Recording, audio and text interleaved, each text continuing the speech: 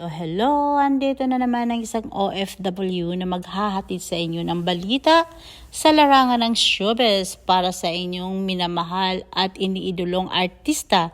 Ngayon guys, ang pag-uusapan natin dahil nga nagluluksa ngayon ang showbiz dahil nga sa mga malalaking artista ang pumanaw sunod-sunod ang magbalaing Pilita Corrales at superstar Nora Aunor. Well, ang pag-usapan natin ngayon guys ay ang ating iniidolong si matinee idol Gabby Concepcion.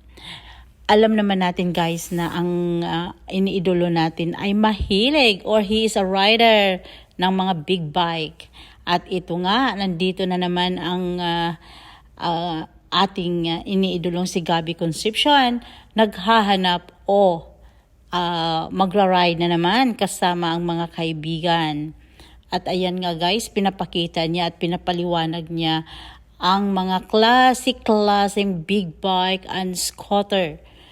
Talaga namang para itong si Rodrigo Duterte, ang ating dating presidente na mahilig din sa big bike or a rider. Pati man ang ating Vice President na si Sara Duterte ay isa ding rider. At ito nga si Gabby Concepcion, napakaganda yung niya, yung bike niya, super.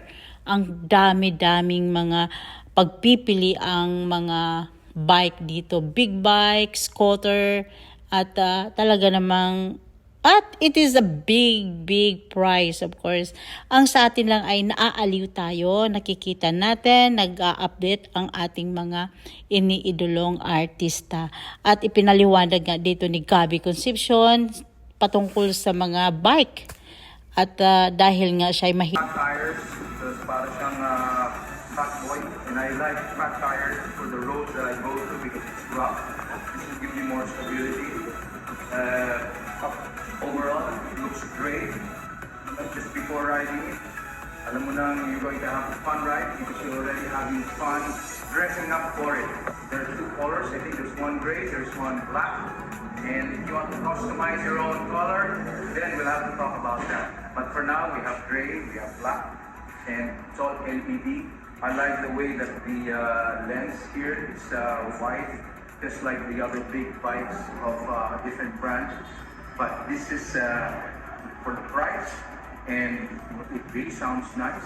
Parts are available.